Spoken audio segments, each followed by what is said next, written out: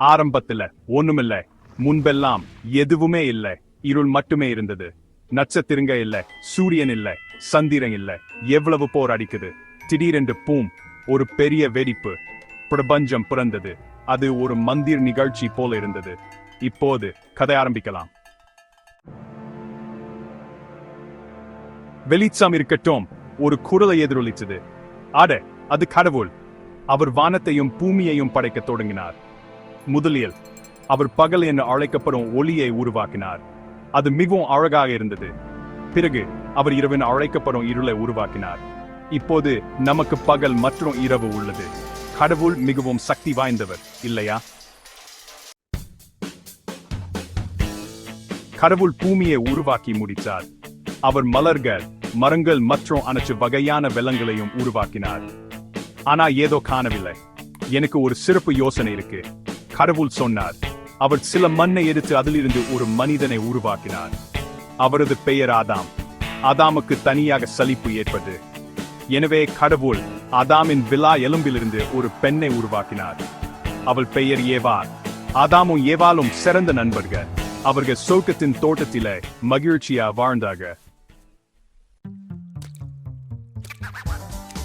சொர்க்கத்தின் தோட்டம் ஒரு மாயாஜால இடம்.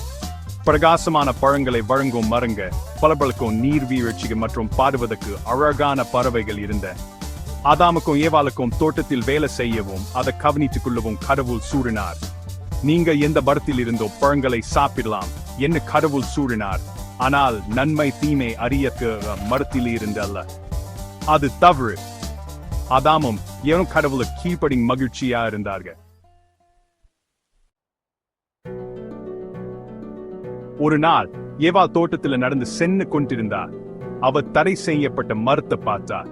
ஒரு பாம்பு மரத்துல சுத்தி கொண்டு அந்த பழத்தை சாப்பிடு, அது உன்னை புத்திசாலியாக்கும் என்னது. ஏவா சந்தேகிச்சா.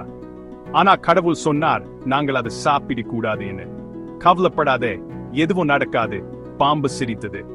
ஏவா பழத்தை பார்த்தா. அது மிகவும் சுவையா தெரிந்தது. அவ ஒரு கடி எடுத்தா.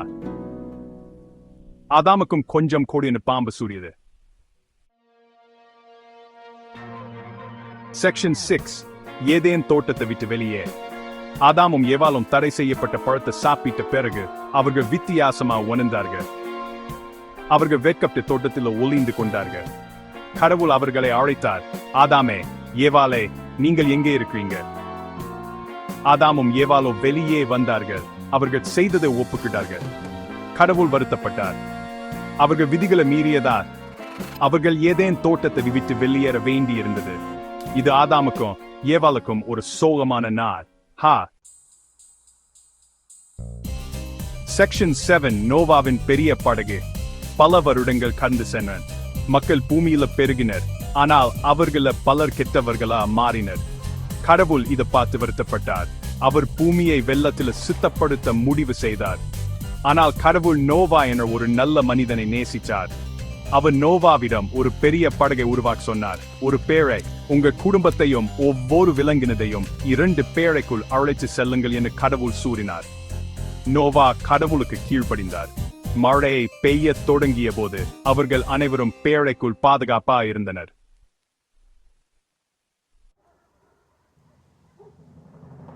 செக்ஷன் 8. பாபேல கோபுரம்.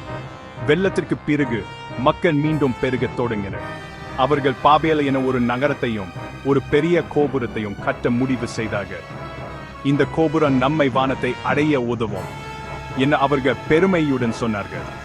கடவுள் அவர்களின் பெருமையை பார்த்து மகிழ்ச்சியடையவில்லை. அவர் அவர்களை தடுக்க முடிவு செய்தார். அவர் அவர்களின் மொழியை கலந்து விட்டார். அதனால் அவர்களா ஒருவர் புரிந்து கொள்ள முடியவில்லை. கோபுரம் கட்டும் பணி நிறுத்தப்பட்டது. மக்கள் பூமி முழுவதும் சிதறி பல்வேறு மொழிகளை பேசினர். செக்ஷன் 9. ஆபிரகாமும் சாராவும் ஒரு பயணம் மேற்கொள்கிறார்கள்.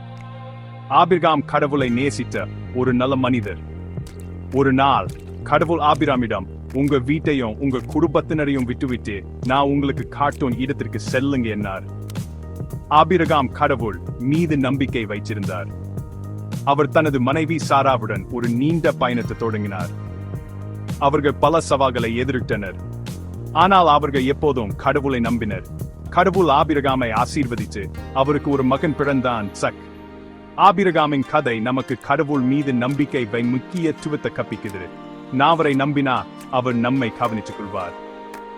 இது பைபிளின் முதல் புத்தகமான ஆதியாகமத்தின் கதை.